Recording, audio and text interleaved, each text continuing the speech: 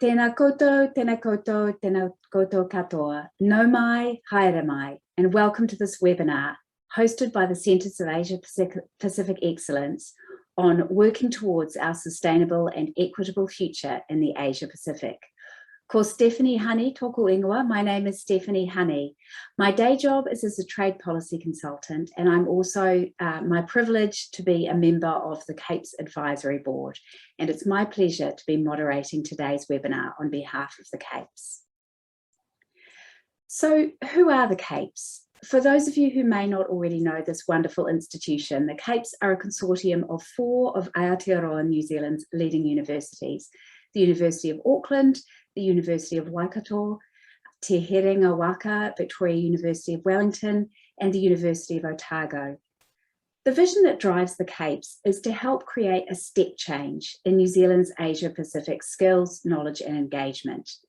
The idea is to help all New Zealanders from all backgrounds, whether business, government, educators, students, or the wider public, to engage and deepen their relationships in this diverse and vibrant region.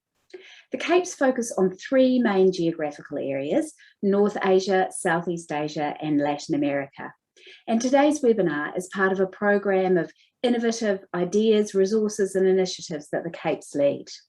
Check out our website, the details are on the slide there, which has lots more great information, resources, and upcoming events. And a recording of today's webinar will also be posted on the website following our session.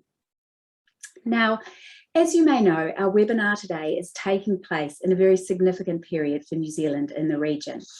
This year, New Zealand is in the chair of the Asia Pacific Economic Cooperation Forum, or APEC as it's known. And next month, Prime Minister Jacinda Ardern will host a virtual meeting bringing together the leaders from around the 21 member economies of APEC, all in the Asia Pacific. And just like the theme of this webinar, the question of how to achieve sustainable, inclusive and equitable growth will be top of mind for those leaders. Under New Zealand's leadership, APEC's discussions this year have looked at a range of different aspects of sustainability and inclusion, including how to achieve a green recovery from COVID, tackle climate change, and design policies that are gender responsive, support Indigenous economic development, and youth inclusion. Likewise, the business arm of APEC, the APEC Business Advisory Council, with which I've worked closely this year, has developed a set of climate leadership principles for business and held the first ever APEC Indigenous Business Dialogue this year. So today's CAPES topic very much resonates with that APEC work. And we have a wonderful session for you today. In our webinar, we're going to explore some of the other dimensions of these important issues. The webinar is going to use an innovative model to do that by showcasing not just the academic experts, but also the voice of youth, a voice that is not often heard in these conversations, but has a really important perspective. So we're very fortunate to have 3 stellar students on our speaking slate today who are going to share their insights and perspectives on these issues too.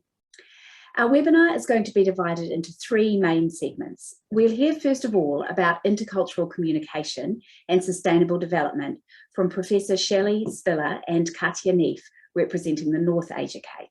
In our second segment, from the Southeast Asia Cape, Dr Negin Imani and Claire Allen will discuss the impact of the built environment on the climate. And lastly, from the Latin America Cape, we're going to hear from Professor James Renwick and Madison Seymour, talking about how climate change is impacting Latin America, but also the broader region. Following those 3 segments at around 5 o'clock, or just a bit after, we will have time for your questions. So please take advantage of this fantastic lineup of speakers we have for you today and keep your questions ready. I'll be inviting you to put them by typing into the Q&A button that you can see at the bottom of your screens. And we'll try to get to all the questions if we have time. I may also not be able to resist using my moderator's prerogative because we've got such an interesting range of topics for you today. Let's get into it. That brings us to the first substantive session, looking at the intercultural human dimension of moving towards a sustainable Asia Pacific, including drawing from Indigenous wisdom. And we're very fortunate to have two great speakers for this segment. First, Professor Chellie Spiller of Ngāti Kahungunu and Pākehā lineage is a professor at the University of Waikato Management School. Professor Spiller has a storied CV, including extensive experience in the private and academic sectors, a Fulbright scholarship to the Harvard Kennedy School, and a range of impressive awards. Katja Neef is a global studies student majoring in sustainable development and the global environment, with a deep regional focus on Asia and the Pacific. Her interests include land governance and dispossession, social inclusion, Indigenous rights, forced migration, and climate justice. So with that, over to you, Professor Spiller and Katja. Kia ora, and I'm Katja Neef, and to start off our section, I wanted to note how this upcoming decade has been declared by many experts as the most decisive period for humankind. They say that if we do not make decisive changes within the next 10 years to the way we treat our environment and how we run our economies, then we will be faced with irreversible changes to our climate and our natural resources. The Asia-Pacific region accounts for more than 1/3 of the global economy, hence changes in the region will be particularly crucial in the strive for sustainable development.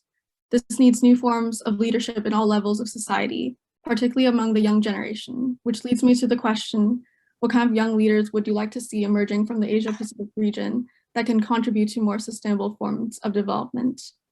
Thank you, Katja. I'm really seeing young leaders emerging who are stepping into the vanguard of change for a more just world. And this requires great activism. They're really forged in fires of resistance, insistence, and assertive action as they navigate the forces that ply the fields of politics and community and social justice and environmental issues. And they're really taking up warriorship and battling hegemonic ways that devastate ways of being and our environment, and it impacts identity, purpose, and meaning. So these young leaders are what we would call paradigm warriors who pursue the well-being of people and planet, even when faced with such great resistance. It's energizing, it's exhilarating, but also it can be very exhausting and at times despairing, especially in the face of what's happening and the uncertainty of our times with COVID, the unknown and climate change disruption. So I think a really clear message that's come through our research on collective Māori leadership is to really stay in a community of belonging, but also to be well. As young role models who are healthy at all levels of being, physically, mentally, emotionally, and spiritually. Because when we're really stressed and burning out, we can't serve well, we can't step into that vanguard of change. So I really want young leaders to know that as vanguardians of change, to take care of themselves and each other and put their own well-being as a priority and be healthy at all levels. So Katja, that's what I see. But I think more importantly, what does leadership look like for your generation?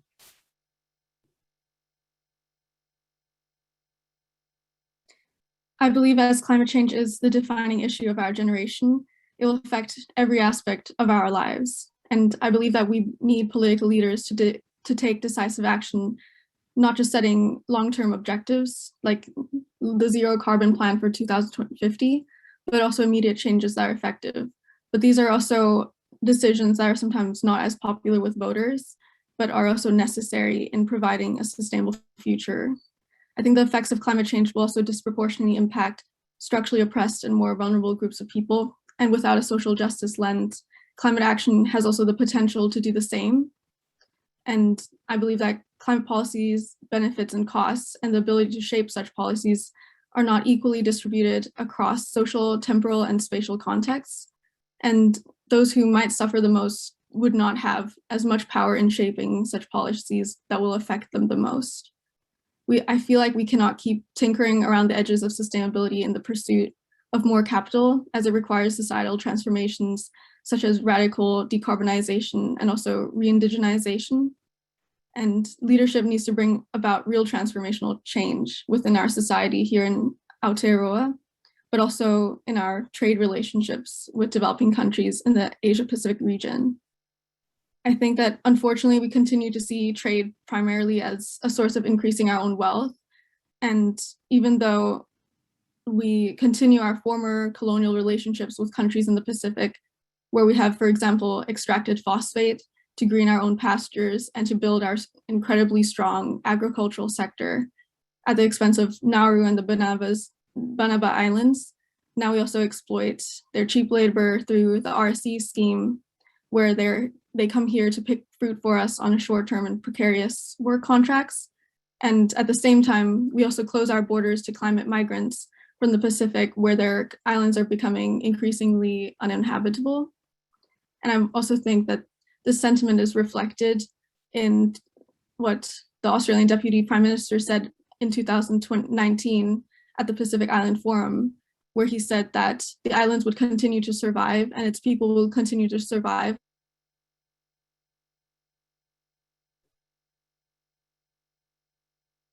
with open arms. But this shows that we do not recognize our role in contributing to and exacerbating the impacts of climate change and the responsibility we have in mitigating and assisting Pacific Islands in adapting to these impacts. And I believe that to have real transformational change in the Asia-Pacific region, we need to start new partnerships with countries that are based on truly mutual interests and where all partners have an equal voice in the process. And I also think that Maori leadership principles are really key to these more egalitarian processes where mutual well-being and understanding, like you've mentioned, are at the center. Thank you, Katia. It's really powerful and so clearly explained. And yeah, Māori leadership is built on this notion of success is succession, and that, you know, for leaders, our idea of success is that we make the next generation better than us. So how can people in leadership positions support your generation? I think the biggest support that the previous generations can have for us is that they should ensure that the same quality of natural resources should be given to the current generation. And for example, the 7th generation principle in Iroquois philosophy is grounded in how decisions made today should be positively impacting and sustainable 7 generations in the future. And if we imagine a future where we base our decisions as a country on the next 7 generations, it will change quite dramatically how we approach, for example, climate change and our economies. And I also think second, by stepping aside and handing over the mic to younger leaders and the importance to have the youth raise their voice through appropriate forums such as youth consultation processes and having young people in advisory boards of large companies, city councils, or even governments. And I think just by inviting them to the table would ensure that future generations are heard in decisions that will affect them. And I think it's also essential to incorporate Indigenous worldviews and knowledge systems in policies beyond just tokenistic approaches, including Indigenous perspectives and centering discourse around their voices, which should not just be an afterthought or a backup plan. And this can also inform leadership changes in other Asia-Pacific countries, which also brings me to the question, how can Asia-Pacific leaders ensure that their policies are inclusive of different worldviews and also new ideas about inclusive economies? Yeah, I think picking up on what you're saying about Indigenous worldviews, it really starts with this idea that we are each born as kaitiaki, as stewards. And that brings with it, agency, but it also brings with it an endowment from birth with obligations to be empowered to care, respect, conserve, and create what we call modi order, or consciously created well-being. So being a kaitiaki is to embrace the ecological, spiritual, holistic, a symbiotic sense of connectedness to all of creation. It's a sacred relationship with nature. And this is the starting point where we put an ethic of care at the center of all our decision making, and that we really do take up that mantle of being kaitiaki in service of well-being of the environment and people as our kaupapa or our purpose. So, I think there's this advancement being made on well-being economies, but we need to more reflect local societies and their views of well-being, measured in our own terms, because what success looks like for one community of people is not the same as others. And so as we stand on our different multicultural, multi-situational and contextual islands, it may seem that we're our worlds apart with oceans of difference between us. But while nation-state islands may be said to offer stable grounding, I actually think we need to dive into the unknown, into that ocean that's like a field that connects us, and really do the labor in the spaces in between where there's complexity, ambiguity, and really try and enable the replacing of that tyranny of or with both and to really start to dwell in those spaces of paradox, perplexity, complexity in leadership. Speaking to multiculturalism, what kind of similarities and parallels can you identify in Indigenous knowledge systems and worldviews across the Pacific and Asia region? Yeah, I think there's a bedrock of appreciation for intergenerational transmission of knowledge. There's an emphasis on oratory and of building relationships. Relationships are really important as that foundation place for building trust. And the values of Confucianism, Taoism, Thai Buddhism, there's this wisdom that is there in the cultures, and these values that have been transmitted from one generation to the next. And I always look at values kind of like gold. Gold can take on different forms and different shape, but they have this enduring nature that, especially for Māori values, teach us how to be in intimacy with the world. So I like this term that was coined by Chen some years ago now called ambicultural. And ambicultural means that we really look to find a balance between opposing forces like yin yang. It's a relational perspective that focuses on the strengths of each culture by integrating different ways of doing things. But as I said, with us as kaitiaki and an ethic of care at the centre. So it's to harness the power of interdependence, but also respect not only mutuality, but also our difference. So, and it reminded me of you, Katia, when we first met, and you've got this amazing rich cultural background of your intersectionalities between Thai, Japan.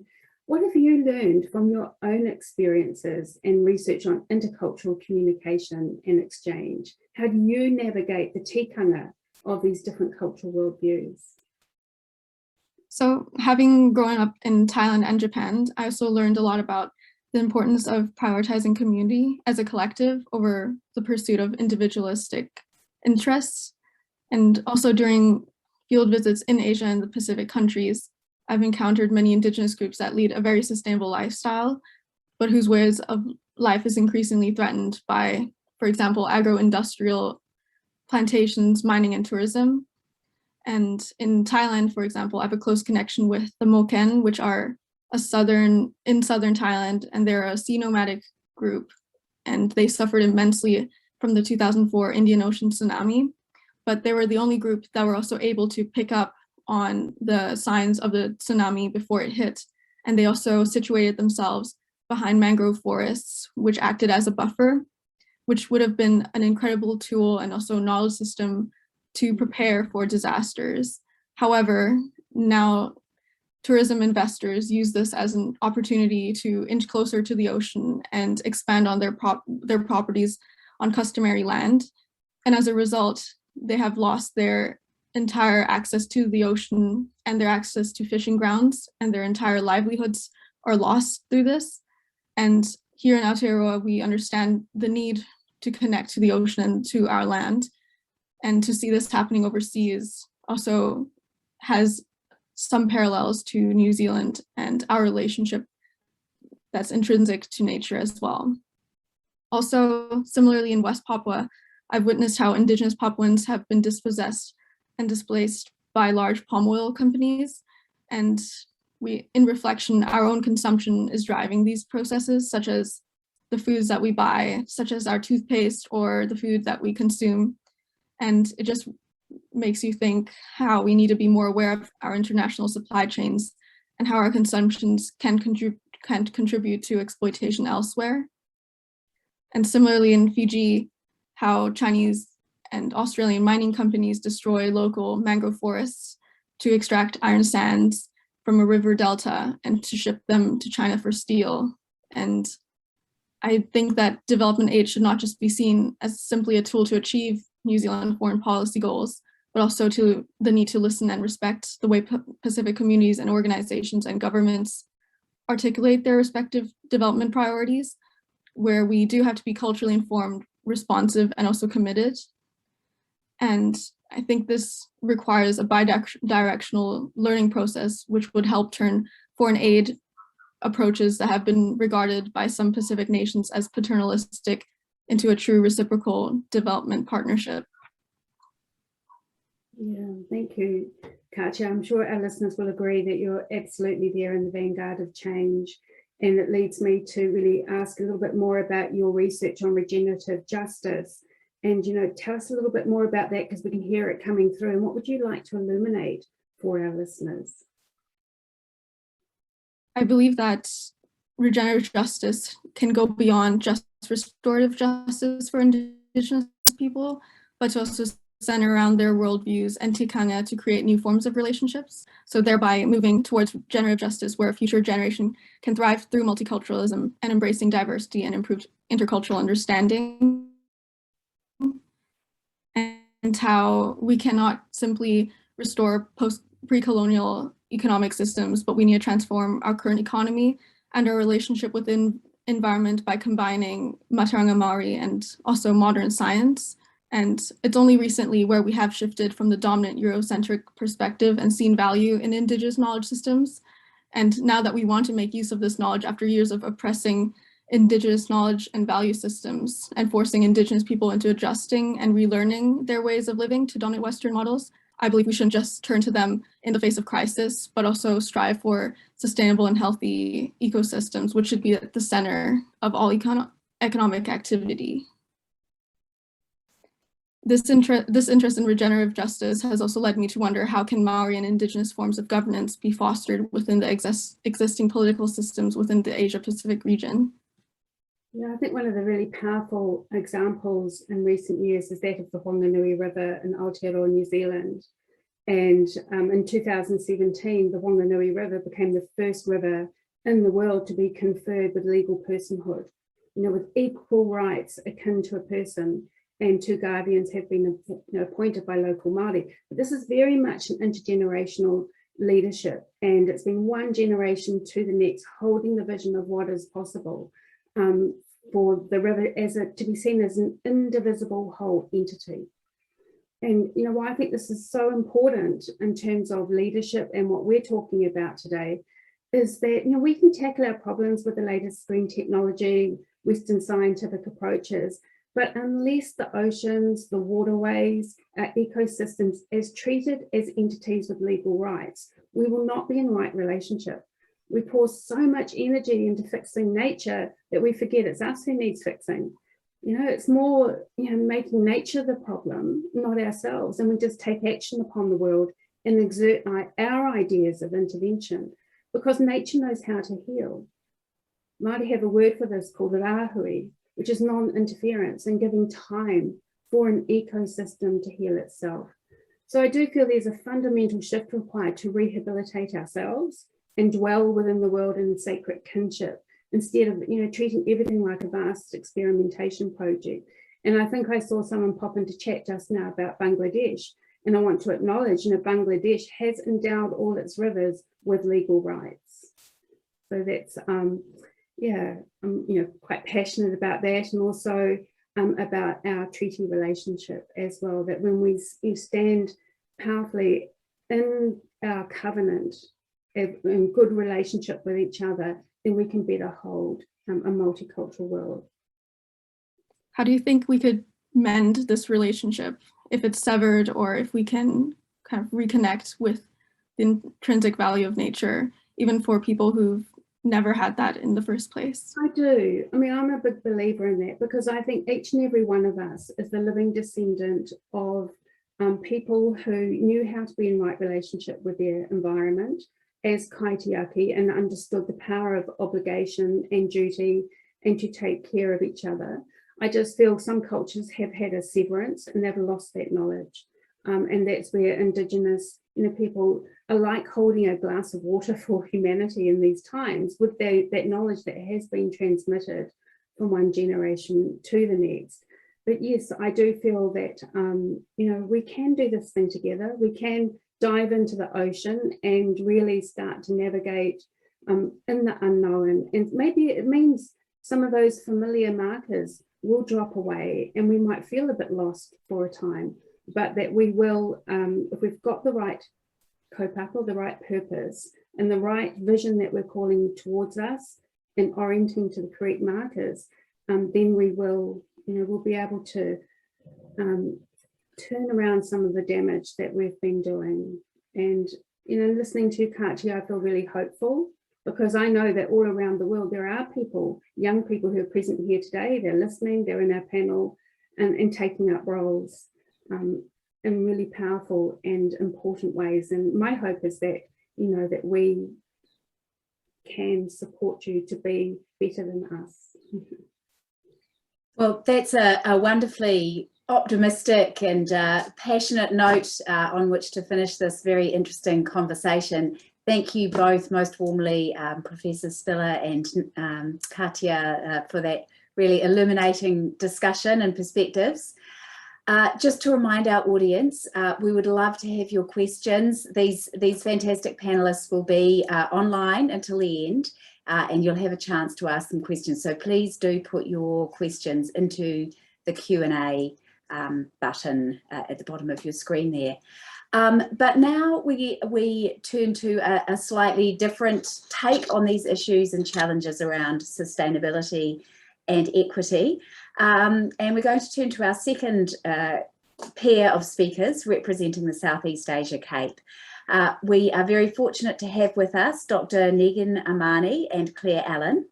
Dr Imani is a lecturer in architectural and building science at Otago Polytechnic and is also a researcher in the Centre for Building Performance at Victoria University of Wellington. Dr Imani's research is focused on sustainable architecture and biomimetic energy efficient building design. Claire Allen is a Master of International Development and a planning student at the University of Otago. Her interests lie in the Asia-Pacific region and in people-to-environment relationships. Her dissertation is on Fijian youth perspectives on climate change and its implications for future mitigation and adaptation. So we have a fascinating discussion for you on the relationship between the built environment and climate. And with that, over to you, Dr. Imani and Claire, to lead us through the discussion. Thank you. Thank you very much. Just sharing my screen with you.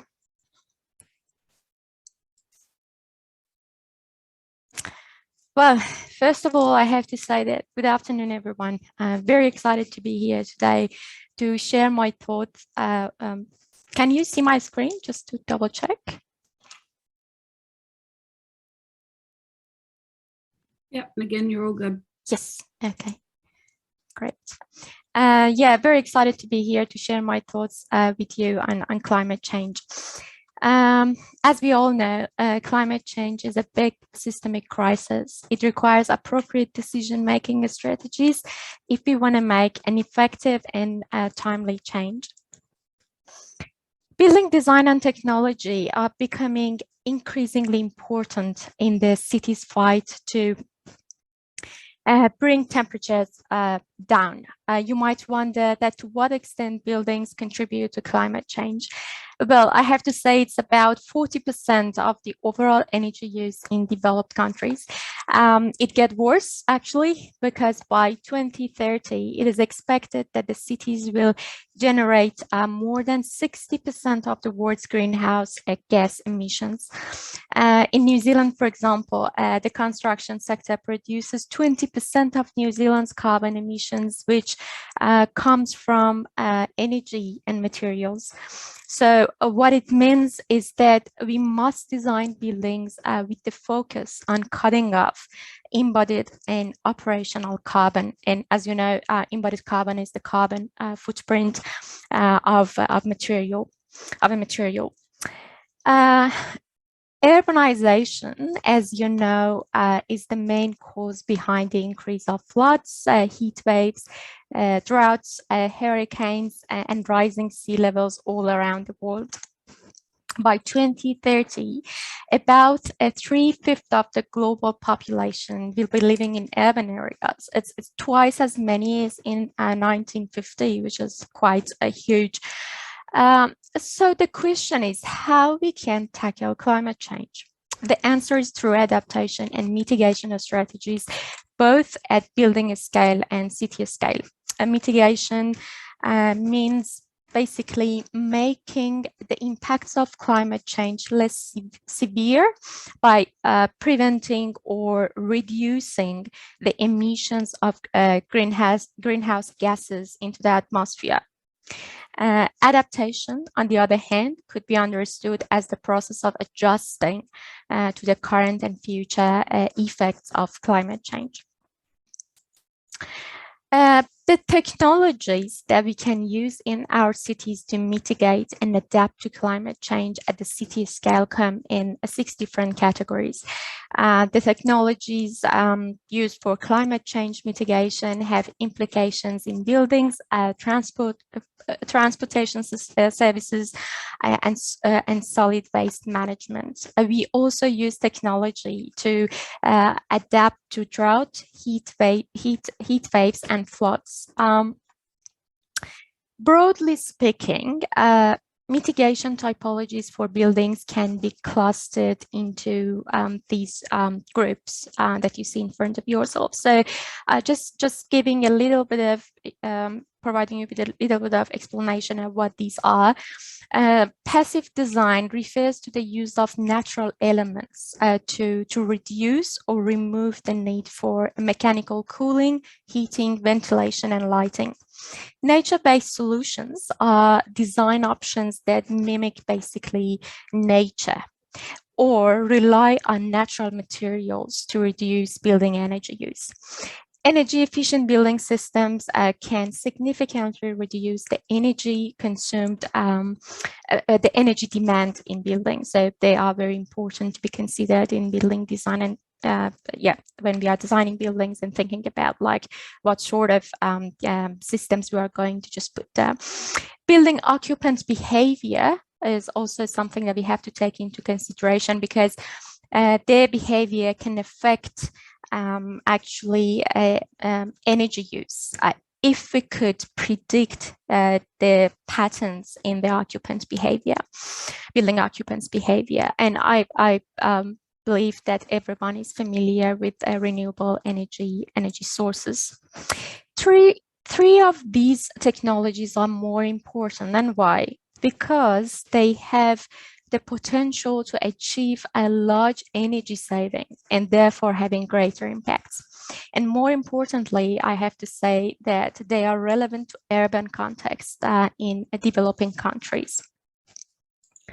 From the mitigation typologies, nature-based solutions are emerging as an integrated approach because they promote synergies among sustainable design goals. Nature-derived solutions are related to renewable resources of energy, basically, and how we harness them. Nature-inspired or bio-inspired solutions or biomimetic solutions, biomimicry, they have been used these terms interchangeably, have proven to be successful in reducing operational and embodied carbon. The imitation of nature or biomimicry, is not a new concept actually. What is crucial for designers, I believe, is to understand how organisms within their natural systems or ecosystems work to maintain a holistic atmosphere. Why? Because if we learn from that, basically, we can design buildings in cities that go beyond sustainability and resilience to adopt, and we can adopt a regenerative approach, basically. Biomimicry at building level can learn from organisms and the ways in which they adapt to extreme environmental conditions. Our book that I had this. I had the honor to co-author that with Professor Brenda Vale. Heating with Wolves, Cooling with Cacti introduces the THBA. THBA is a framework that made it possible for the very first time to see if what occurs in nature could become an inspiration for new ways of designing low energy buildings. Our buildings could evolve by learning how nature consumes energy, reduces waste, chooses optimization over maximization. Our economy could replicate ecosystem organizational management. Energy analysis could use nature-inspired optimization algorithms and so on. So there are many potentials there. Our solutions to climate change, whatever they are, they need to be well integrated and interwoven. This, I think, could be achieved through multidisciplinary collaboration, coordination, and communication. Through collaboration, we invite diversity, and I could say that it could promote resilience. Through effective coordination, we could enhance clarity, certainty, and efficiency. Communication actually escalates our national efforts and voice. So you see that how it's important to work together. THBA, as I mentioned, is a successful implementation on such approaches in terms of bringing together biologists and architects to create a framework for thermal adaptation solutions that are effective in minimizing energy use.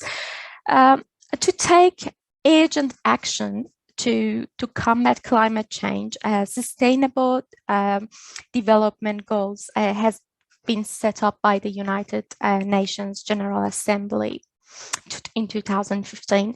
They are a collective of 17 interlinked global goals that are intended to be achieved by 2030. New Zealand Green Building Council is basically supports established sustainable development goals, and the GBC has also launched this net zero carbon roadmap. This roadmap it's a roadmap that basically sets out the steps that New Zealand needs to take to get all of our buildings zero carbon by 2030 and all new buildings as zero carbon by 2030, which is very promising actually. Green infrastructure is a like it seems I think it's kind of like it's familiar, it's a familiar term, is a nature-based approach for a climate change adaptation. It uses a combination of engineering systems and nature's own systems to address environmental challenges. Cities need to move away, I believe, from business as usual urban planning. They need to move towards a type of urban design that is nature sensitive. This, however, needs multidisciplinary approach and also multi-level governance. Singapore is one of the countries that has been recognized by its innovative approaches to adapting to climate change. It's a small city-state, 6 million people, but now it's at the forefront of the countries that have formulated long-term plans for managing climate change, and and they are very good at implementing that plan. Singapore shows why combining social nature-based solutions and technological solutions to urban climate challenges could work. So they effectively combine these solutions together, and that's amazing. Singapore Green Building Council established in 2009. To meet the targets, Singapore aims at greening 80% of the buildings by 2030 30, magnificent. They just they have put in policies, rules, regulations. They have put these in place. Just to name a few, they are considering improving the energy efficiency, promoting international cooperation, as well as promoting a competitive market. In Singapore, why they're successful, right? So in Singapore, it is mandatory to have minimum environmental sustainability standards. Also, Singapore has encouraged the development of integrated construction and prefabrication hub. They focus on automation and reducing waste.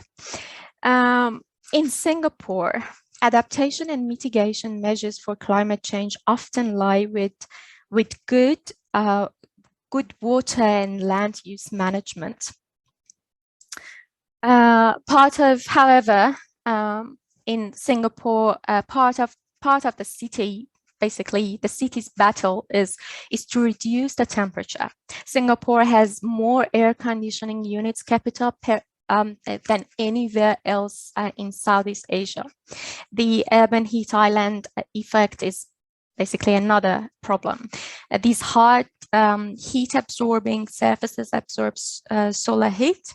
The temperature in urban area is basically gets higher compared to the land around it. Altogether, what it highlights is that building design and technology are becoming increasingly important in the city's fight to bring temperature down.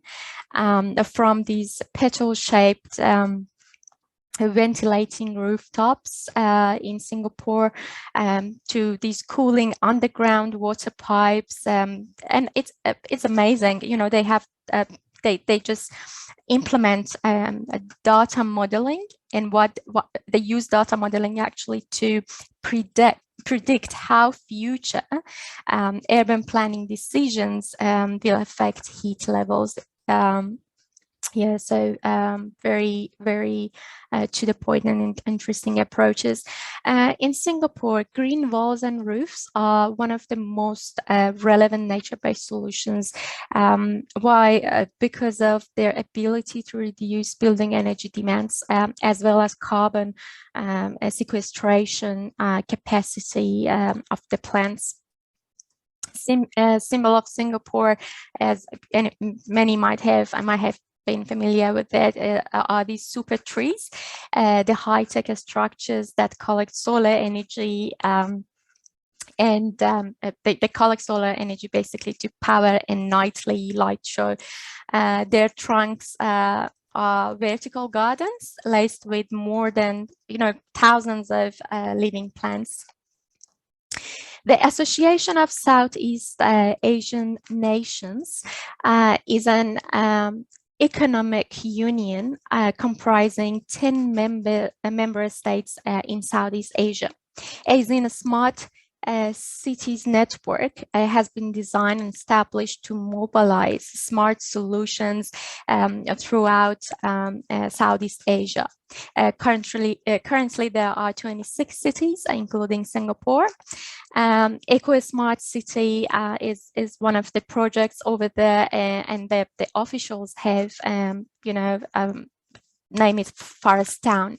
In this project, you see like this site ecological corridors in the middle of the town, a centralized cooling system that is going to be powered by solar energy, and it will run cooled water into the pipes. Smart lights that automatically switch on and off depending on use.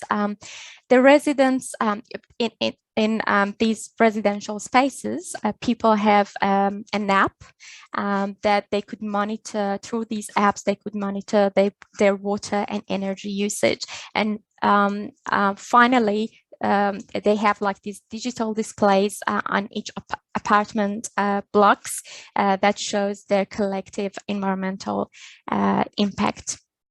Thank you so much.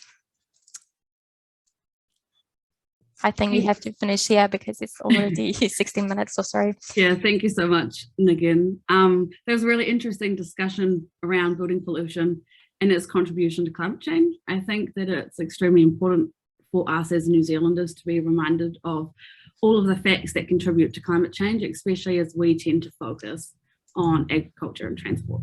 So I think it's really interesting to think about how we as a country need to really expand our horizons and adapt our approaches to take this target of reaching net zero seriously by 2050.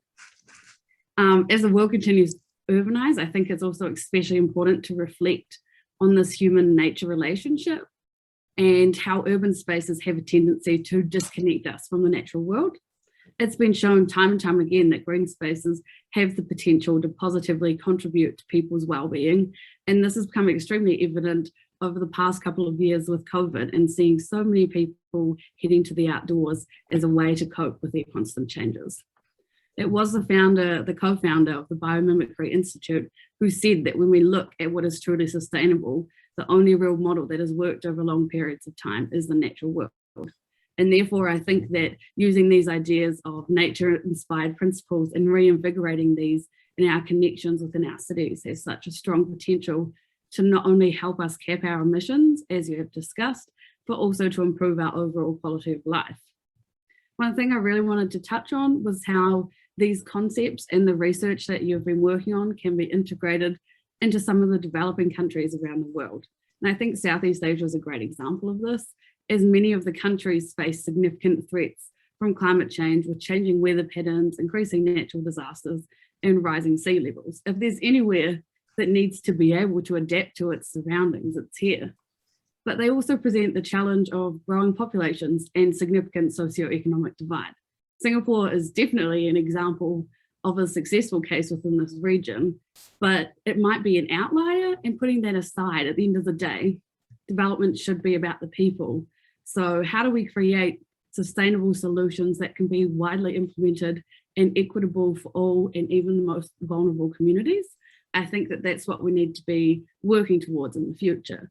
And across Southeast Asia, we've seen the emergence of biophilic design. And so promoting that human-nature relationship and harnessing what nature has to provide to create more sustainable cities. And quite often bamboo plays a significant role in this, whether it's a blossoming new wave of architectural design in Vietnam that's taking off, or the Green School in Bali, which is built entirely from bamboo.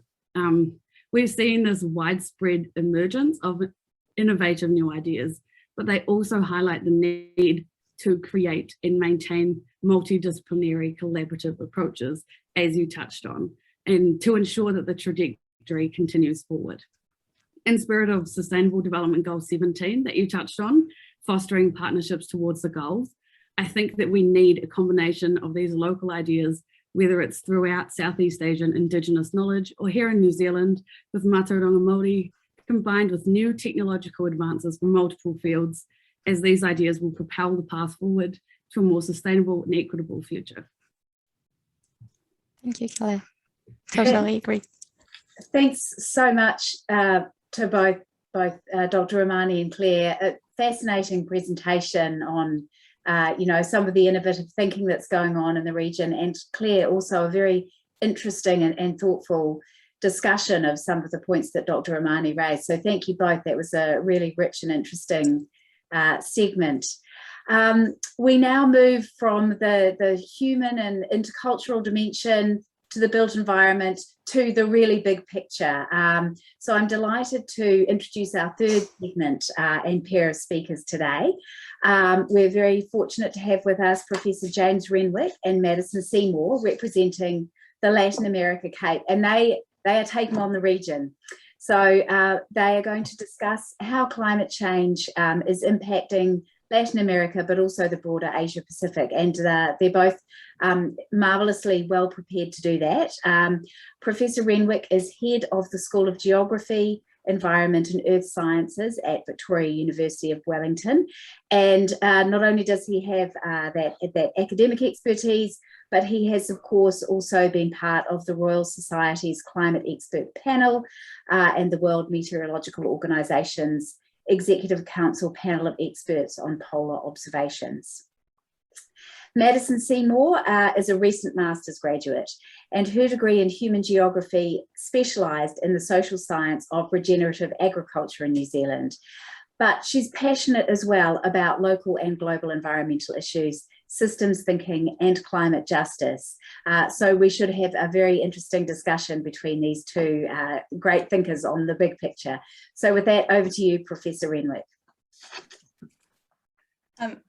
Kia ora, thank you, Stephanie. Sorry, James, I'll jump in here. Thank you very much for that introduction, and thank you to all the previous panelists. There have been some fascinating conversations to listen to. I look forward to the Q&A session to see how we can pull out some of those concepts even further. The way that James and I are choosing to spend the next 20 minutes or so is through sort of like a podcast interview kind of style. I kind of figured I don't often get the chance to virtually sit down with someone like James, who is quite well renowned in his field of climate change science. So I'd like to take that opportunity to really quiz him about some of the really important things that are happening with climate change in South America. And also branch into what that means for science communication in general. Just as a brief introduction for myself and why I'm in this space of the Latin America Capes, sort of late last year, I had the absolute privilege to be a part of the Winds of Change program, which was an amazing program that pulled together 30 postgraduate students from Chile and New Zealand, who are all working in the space of climate change, but within multiple different disciplines. And it was an incredible program to be able to interact with people who have grown up in Chile and might now be studying here in New Zealand, as well as those still in Chile. And actually learn about the differences and the similarities between New Zealand and Chile and the way that we go about climate change solutions. So that might frame part of our conversation today, because that's where my interest into South America has come from. So thank you, James, very much for joining me. One thing I would like you to start off with is, could you just give us a bit of background as to how climate change is impacting places like Chile or South America in general? Well, thank you, Maddie, and kia ora koutou. It's great to be on this session, and like Maddie said, I found the conversation so far really fascinating and great to hear about solutions to this biggest problem that we all face. So yes, so how is climate change affecting South America particularly? Well, like every part of the world, I suppose, South America is warming up. Actually warming faster than the global average, especially in the tropical part, the northern part of the continent.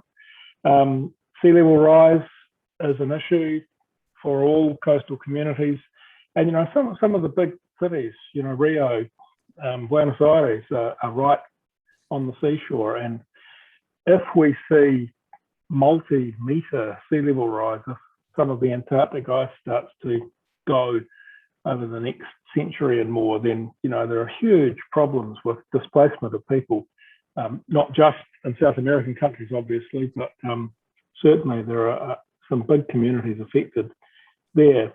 And I think one of the biggest issues for parts of the continent, at least, is changes in rainfall, so especially drying. So parts of the Amazon basin in the northeast, as well as a large part of Chile, are set to see increasing and more severe droughts in future. Chile's just had a so-called mega drought the last several years, and that kind of thing is likely to continue into the future. And so water availability becomes a huge issue for populations in a number of South American countries.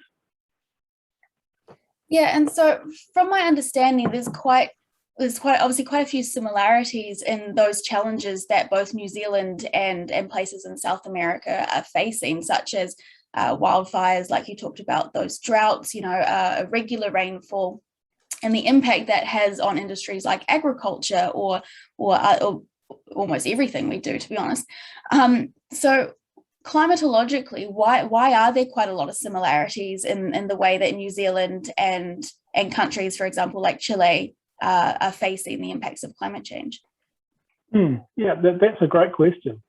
And you might think we're on opposite sides of the Pacific.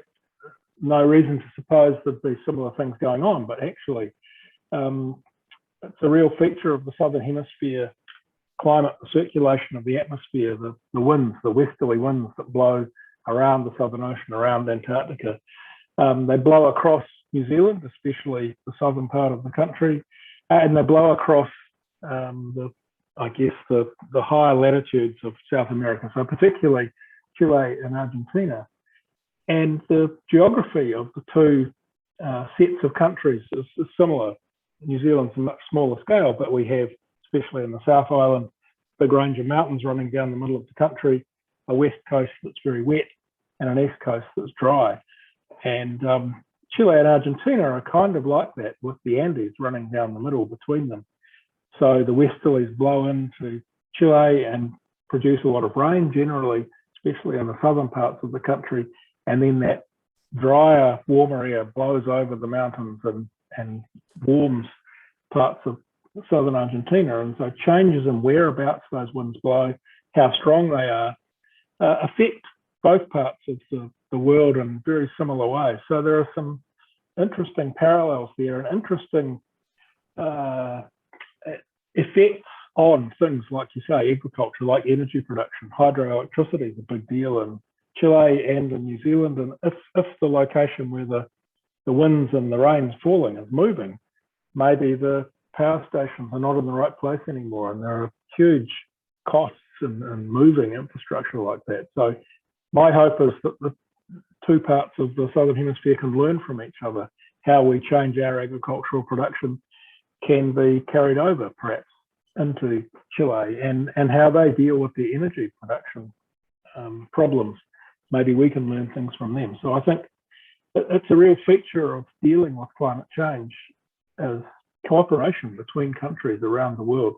We can all learn from each other as to what we're doing, both to reduce our emissions of greenhouse gases, which is what's causing the problem, but also how we adapt to the changes in the climate that are causing us to have to change the shape of our economies and change our lives, change where people live, what we eat, where we get our water from, all of those things. And I think, again, both this country, New Zealand, and a number of countries in South America, we can learn from each other as we collectively adapt to this big change, this big problem. Yeah, I think that's a really good point that you bring up there about collaboration between countries, because as we just heard in the previous talk as well, the importance of, I think it's Sustainable Development Goal number 17, of partnerships. And quite a few people that I've talked to before, if you ever ask that really tricky question of what do you think the most important sustainable development goal is, even though technically there shouldn't be one because they're all interconnected, but a lot of people interestingly bring out partnerships as that most important one. And I think that kind of conversation just there that you've pointed to really reinforces why that might be the case. When different countries seemingly across the other side of the world are facing really similar issues, why can't we put our heads together and figure out, challenges to, changes in hydroelectricity production, or, the creation of biogas, because both, say, for example, lots of places in South America and New Zealand have really strong agricultural economies. So as those adapt, what ways can we shift together and learn from each other? One thing that I do think that is really important in those processes of collaboration is also how we manage to communicate science, and particularly the science of climate change. I think for a long time we've known the science of climate change, right? Decades ago, we started knowing how the world was going to change as we started putting more carbon dioxide into the air. Yet the way that has been communicated, particularly to the public or communities on the ground, hasn't always been as effective as we need it to be, which is why we're probably a big part of the reason why we're in this situation that we're in now. So a question that I have to you, as someone who's worked in the industry for a while, is how has the approach to climate change communication changed over time in the industry? Have you seen it change? Wow, that's a great question. Yes, I have. And the point you made about we've known about the science for decades, all of my life at least, and yet we haven't seen the action that we need so far. I think it's true that, you know, I love science, and I love talking about science. It's what I've spent my whole life on, really. Not everybody's heavily into science. Not everybody can look at a graph of temperatures or carbon dioxide and understand what it means. So just presenting facts to people doesn't necessarily get through to many people. Whereas one thing I've found is really true is that most people connect with the arts in some way, whether that's going to a movie or reading a book or looking at paintings in an art gallery. We all have interests in some kind of artistic expression, and the arts are about telling stories, and that's really how we need to communicate. Climate change or any kind of science, anything really has to be a story that connects with people. It has to be about people's lives, and not so much about facts and what's in their heads, but really about emotions and you know, what's in our hearts. And so I've collaborated with artists here in New Zealand to help tell stories about what's happening with climate change in maybe slightly off the wall kind of ways, making dances or songs that convey information, but not in a way that requires you to have a PhD in climate science. You can hopefully connect with the meaning of these things directly and translate it to what's going on in your own life. So I think there's been a real growth in that kind of thinking in my time studying the climate. So more story-based communication and yeah, involving the arts, involving other creative disciplines outside of the science community, I think is really, really quite powerful and leaves me hopeful, actually, as we can use these techniques more over time. People will get messages, hopefully in good time to actually make the changes we need to make. Actually, just to ask you the same question, Maddie, what's your take on all of this? How do you see communication of this kind of information best carried out? Yeah, so I absolutely agree that tapping into the arts is an incredible way to get to people's hearts, which is essentially what we need to do with the climate movement, is that we need to change the paradigm that people are thinking in. We need to redesign our systems, and it's quite hard to do that when people are just chucking facts in your face, and they're not particularly relatable or easy to grasp on. One thing that I have tried to do, like for example, so I handed in my thesis a few months ago for my master's degree, and something that was really important to me was that I was able to get that information back to the communities that it came from. And so I interviewed farmers for my research, and a lot of farmers aren't necessarily like the rest of the public, isn't going to have access to academic journals if I'm to publish an article, and isn't going to want to read a 50,000 word thesis because, to be fair, that's a bit dull. So something that I wanted to do was create something that was far more digestible for the people that are involved in this research to actually be able to get some benefit from it. So I actually, with the help of a fabulous artist named Maddie Adams that's based in Wellington, I commissioned the creation of a short comic book that was like a very small, fun and colourful way of presenting the research back to the regenerative farming community. And it's been great to see how that's been picked up through the community and just people getting more excited about academic research because they can, you know, engage with it in a far more exciting way, you know. So that's, yeah, I definitely agree. Engaging those arts is a really critical space for the climate change movement. For me personally as well, I think creating positivity around climate change is also really, really critical. I think one of my biggest peeves is when we talk about climate change, it's almost entirely based around a negative story, except for the few people who are really in these spaces. When like the general public, when they hear about climate change, they hear about the things that they can't no longer do, like, you know, they're not supposed to be driving their car or whatever it is. They hear about these sort of doom and gloom narratives of how the world's going to end. And what that does is it actually immobilizes people from engaging in this space. Because I always think, say if you're running from something because something is chasing you, climate change is chasing you, we're running because we have to. We'll only run as far as we have to, and then we'll stop. Whereas if you have something to run towards, there's no end in sight. People are far more motivated because there's this vision of a far more equitable and sustainable future that people can run towards. And I think that's really, really critical for the way that we frame the climate movement, particularly given that, this is the decade of where that change needs to happen. Give people hope, give people something to work towards. And I think an important part of that is telling the positive stories that we see in the industry, because there is so much amazing work being done. Just listening to Katya and her examples of how we can create or how we can reintroduce Indigenous people so they feel empowered and are in these spaces that of climate change narratives where they deserve and need to be, as well as then thinking about Negin's perspective of creating different buildings and redesigning the way that we think about buildings, all of that kind of stuff. There's so much to work towards. I think that's really critical. And so to throw that back to you again, I would love to know, what do you think is needed to create more positive narratives about climate change? If we're talking about climate change in the context of Latin America and South America and these spaces of collaboration, what is needed to create positive collaborative stories in that space?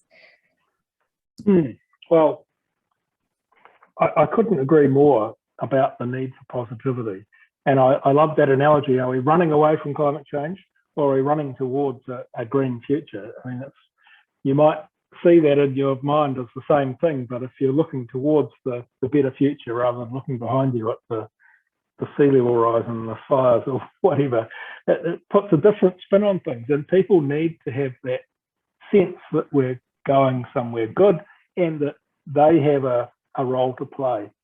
So, giving people some kind of sense of agency, if I do this, it will help the problem. And it might seem small, you don't drive your car today because you've ridden a bike or taken the bus. These are classic examples. And the point is, though, that if everybody took that kind of action, we would actually get on top of the problem. And what gives me hope, and what I tell audiences when I'm talking to them, is that we have 100% of the power as a population.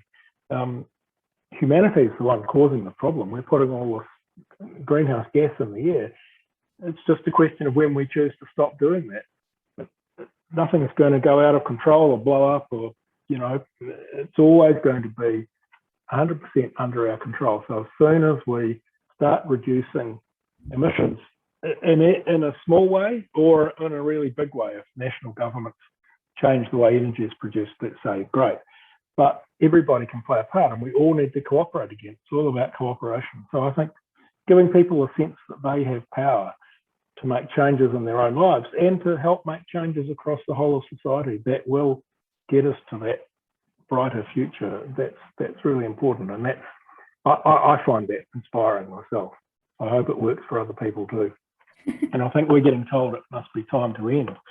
So thank you very much, Maddie. Cool. Thank you very much, James, for your thoughts and comments there. It's been a pleasure. Same here. Well, it is a great pity to cut off such an interesting conversation. I think everybody in the audience was following along on that really interesting sort of sharing of perspectives and note of optimism. But we do want to give our audience a chance to engage with you because there are some fantastic questions that have come into the Q&A. Just a little advertorial to our audience. If you'd like to ask our panelists a question or make a comment, please do put that into the Q&A. We won't be inviting people to speak directly, but we're very happy to share your perspectives from the Q&A. So let me get to it, and perhaps to take us right back to where we started, the great conversation between Chellie and Katia. We've had a couple of questions have come in, and in fact they are along very similar lines to one that I have been keen to ask. So let's get to it.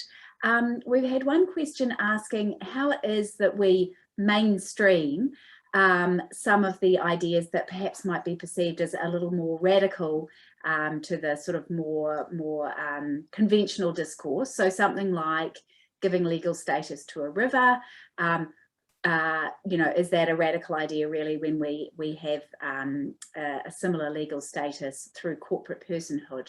So I guess a question there around how do we bring these slightly more contentious ideas into the mainstream?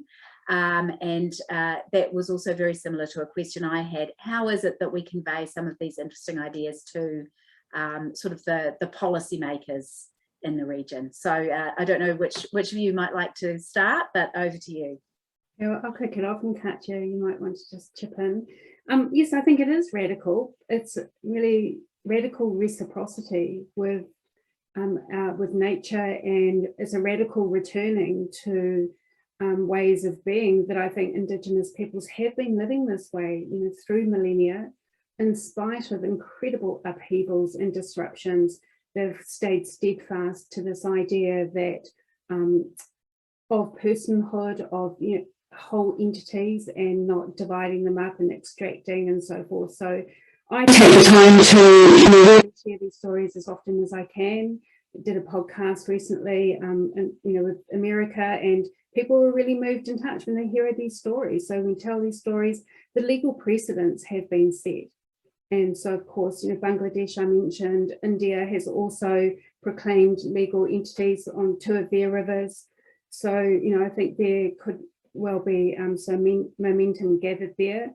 I'm also part of a research advisory group for the Coastal People Southern Skies Research Project, which brings Western science together with Mātauranga Māori. So it's like a double-hulled waka. So I think the more that we create these platforms, I saw someone talking about collaboration and engaging, and create the opportunity for people to explore that space in between and to navigate the complexities, and it won't seem so radical. It'll be the norm, because it's just not the status quo. But holding that conversation just now with James and Madison, having that hope. Katia, I don't know if you want to chip in. To add, Katia? Yeah, so agree that when we imagine the future and what we see the future to come, it's often without Indigenous people, or that's not usually on the forefront.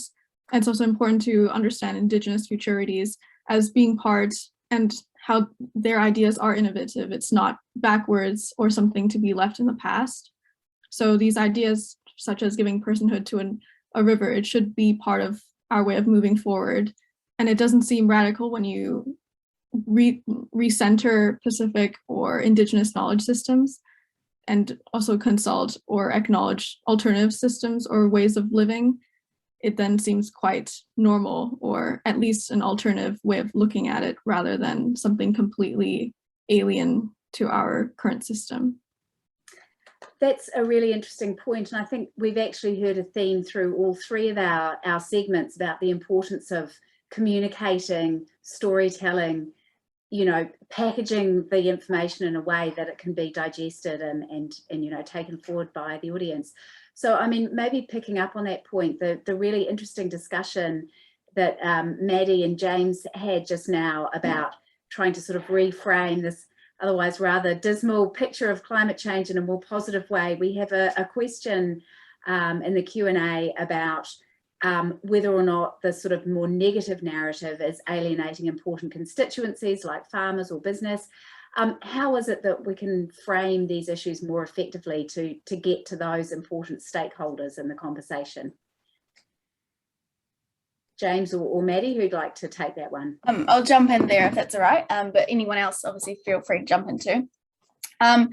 Yeah, I absolutely agree in the fact that the negative framing, particularly in the context of agriculture in New Zealand, which is where sort of my research focus is at the moment, is absolutely alienating quite a lot of farmers.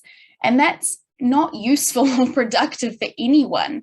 And so that's something that really needs to change. And I think a way of doing that is actually just remembering how important it is that to achieve good collaboration and communication, you actually just have to listen.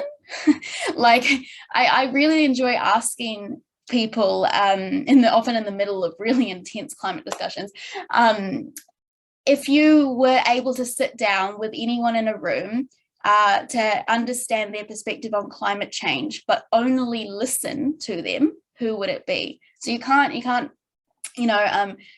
say what you're wanting to say. You can't say your argument. You just have to listen to their perspective. And I think that's a really important part of creating more positive narratives, because you can actually hear a lot of the positive work that, for example, in farming, people are already doing, and then figure out how you can support that to make it more common, rather than so it's sort of, creating incentives rather than penalizing. It's the carrot rather than the stick. There is always a balance. Sometimes you do always need some kind of deadline where people do have to meet things, but it's really reinforcing that carrot to make sure that people want to move in that direction, because when they want to move there, again, they're changing their mindset, they're shifting that paradigm, because they're actively being empowered to make change rather than it being forced on them. And I think that's a really important way to go about making change in agriculture, at least. Yeah. Would you agree, James? Anything to add to what Maddie said? Yes, I would absolutely agree. Spot on. And I think it also comes back to what I was saying earlier about cooperation, about us all working together. And this, what tends to happen sometimes in the conversation is that there are barriers created. That, the finger is pointed at the farming community. Let's say farmers are the bad people because they're polluting the rivers, or their cows are burping methane, or whatever. And the people in the city can feel a bit smug because they don't drive a double cab ute and so on. But that's just not helpful. Everybody contributes to this issue. Everybody has to make changes. And trying to demonise one community, whether it's another country or even another part of our own society, against others, is just gets in the way of making the changes we need. And we all really need to listen to each other, as Maddie was saying, crucial, and understand each other, and understand, for instance, that the farming community are some of the most adaptable, smart thinkers around climate, because that's what controls their profitability and always has. So I think just having a bit of humility and being prepared to understand each other and all work together is really important. I think, you're absolutely right. It's not just about understanding the facts, is it? It's also the perspectives. And I'd like to bring in now our sort of middle segment as well, because I think, the really interesting perspectives that Dr. Imani shared about the built environment and the impact on climate change, that's not a story that's particularly well told, I think. Is there more that needs to be done there? In terms of communicating around that picture, do you think, Claire or Dr. Imani, would you like to comment on that?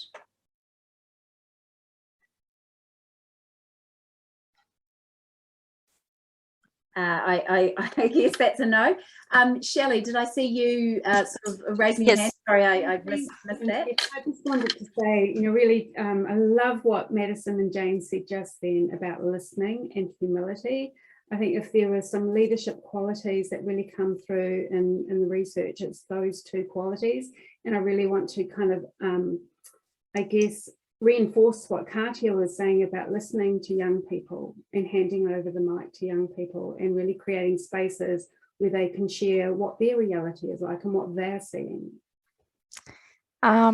I'd be happy to answer to these questions too.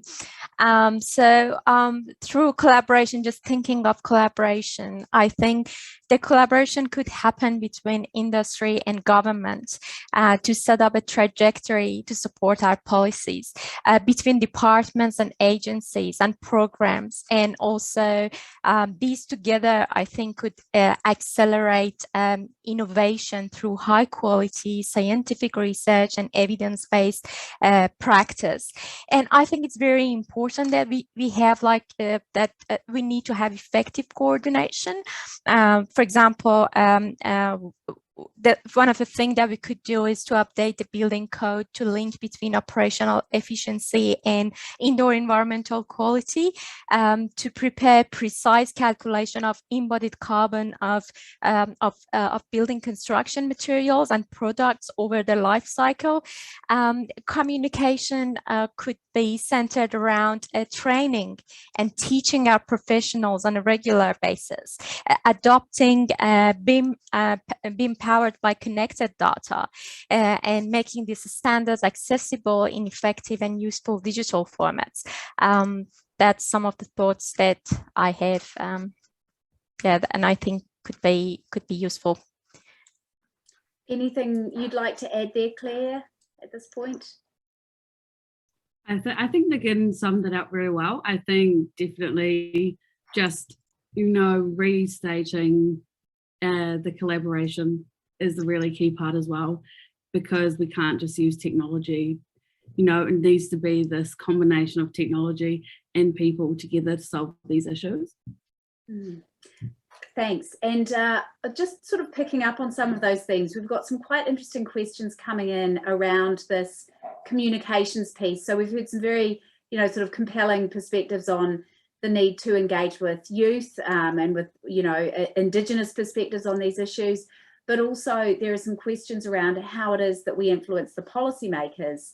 How do business and governments work together on some of these issues? So some questions there around how, for example, New Zealand can influence Chile in pathways to improve environmental protection frameworks. Another question there around how it is that we incentivize businesses to be more sustainable. So would anybody like to comment on that? I mean, how is it that we actually sort of shift the dial in this discourse, particularly with the decision makers in the conversation? I'd love to give a quick example about particularly like investment and that's role in shifting these kind of conversations. Partially, it's not specifically related to policy, but the example I want to give is from the regenerative agricultural space in New Zealand, where there is a financial investment vehicle that's been set up called Calm the Farm, and it's run by Toha. And essentially, in short, it's an investment vehicle that allows farmers to access finance so that they have financial security while they undergo a transition towards a regenerative agricultural system. And the reason that's really important is because currently the system at the moment, the banks which farmers usually get loans off don't often actually support any kind of drastic change in farming management practices, because they associate that change with risk to financial returns and therefore risk for those farmers in not being able to pay the bank back on their debts. So while that's not specifically policy, I think the role of investment in finance vehicles such as this or other corporations who can act as basically sort of like life rafts for these people who are wanting to shift from one paradigm to another, no matter what that business is. I think those people are really, really critical, because they actually help to bypass that reliance on otherwise the big decision makers such as banks or other people who are usually mainly interested in obtaining the status quo. In terms of how that might affect policy, that's a different example altogether. But I think the important thing to remember is that for policymakers, they're particularly the governmental officials that we elect, they're generally driven by the public opinion, more or less. So if we're changing the public opinion and making more of these positive narratives about climate change and storytelling and getting people to understand that there's a reason that people should vote for policymakers who are going to make that change because they can see the benefits of that change in the long run for whatever part in their life that they're concerned about, then that's a really important part of driving that change through policy as well.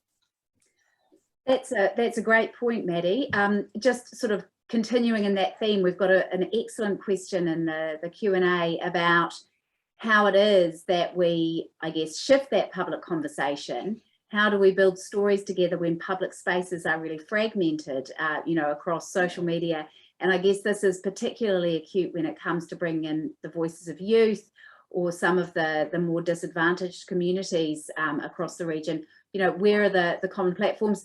I know that Facebook and Instagram and a few other social media sites were down this morning. I'm sure that, caused great distress for a number of the people on the call today. But how is it that we can bring these disparate voices together in a way that really has that impact that Maddie talked about on the policymakers? Who'd like to pick up on that? Katja, I don't know if you have any insights from your work around the region as to how it is that we can get the conversation more inclusive.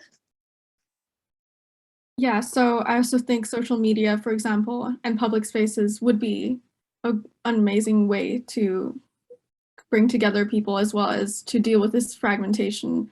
And for example, communities are beginning to have platforms.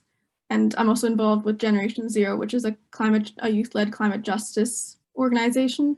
And using campaigns, for example, brings together people who are often quite on the edge or unsure about how committed they want to get with climate action, but they can be in the loop and they see the work being done and the constant kind of reminders that youth are fighting for these issues and they're constantly wanting to bring attention to it. For example, the bridge that they've been wanting to build or public transport, and centering it also around social justice and the need for equity in climate policy. And yeah, I just want to agree with that as well, Katja. I think while social media can fragment some groups, I think it can also be a powerful tool in actually bringing people together who otherwise are very physically distanced. And it's also a lot easier to be vulnerable and step into new spaces often over social media than it is in person. So sometimes I think social media can actually have a lot of strengths.